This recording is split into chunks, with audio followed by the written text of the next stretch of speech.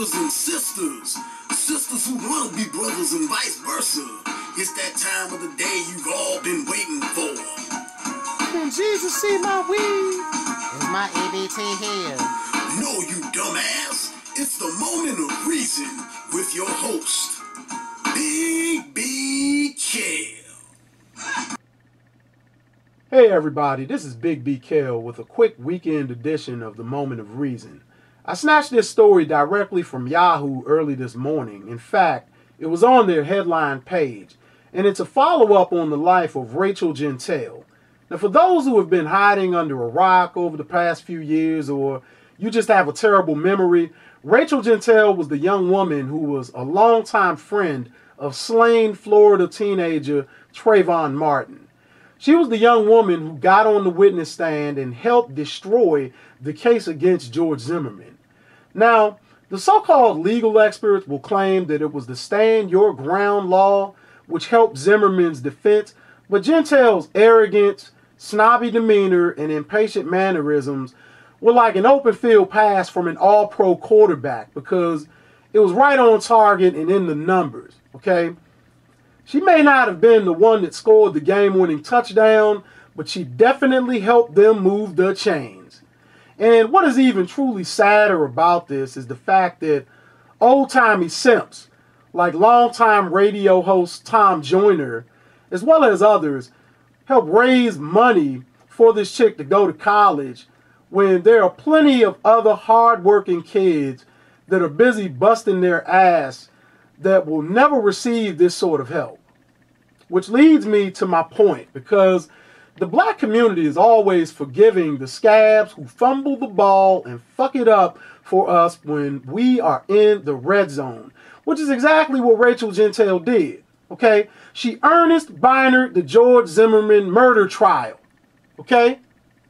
In fact, when you see the article, I want you to read what the simping attorney who is standing next to her in this graduation photo says. This is the attorney, by the way, that was counseling her shortly before the trial, and he states that he tried to prepare Jeantel as best he could without knowing the government strategy. And in the end, he believes prosecutors missed an opportunity. He further says, I don't think they understood the importance of how Rachel was going to fit in.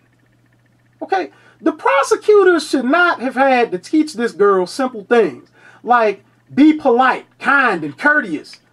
Those are things that were drilled into my head in Cub Scouts because it's part of the oath. And really, you should be learning those things in your home prior to community participation. See, what simps like this man attempt to do, okay, what they try to do is cover up the fact that Rachel Jeantel was a brutal dose of reality, okay?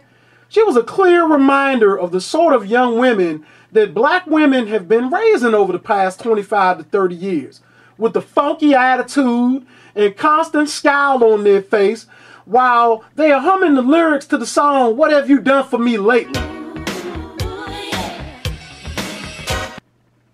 And what simps like this man are attempting to do is damage control. I mean, look at him, standing next to her like a used car salesman trying to get you to buy a lemon that'll sputter and cough the moment you drive off the lot. I mean, this girl is looking worse than some of the old clunkers that me and my boys used to ride around back in high school. And like any used car salesman, this old school simp is like, hey fellas, I got a winner right here. She's got her diploma, so she'll pass inspection with no problems. And don't worry about the AC. My main man, Tom Joyner, raised some tuition money for her, so she's going to have one of them degrees soon. And what is even more shameful in the portrait of Jeantel's story is that the black community, as usual, doesn't see the bigger picture. Look at how this young woman was rewarded with a front page headline.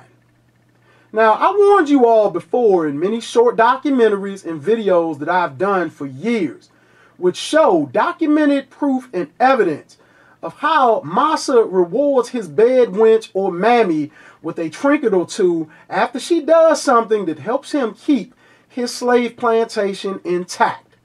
Think about it. What 21-year-old gets her picture on the front page of the news after getting her high school diploma? Okay, you're supposed to be getting your bachelor's degree or close to it by that age. Okay, this is further proof that the black woman is rewarded for her failures. And whether it's the white news media, as was this case, or the white judicial system, she can always count on them to cast a much better light on her image and her situation than she actually deserves. Somebody needs to pay for all my children. She can run down to the court with a couple of toddlers tugging her skirt and cry her eyes out in front of a white judge, and he'll just say, "Oh, don't you worry none there, ignorant Isha.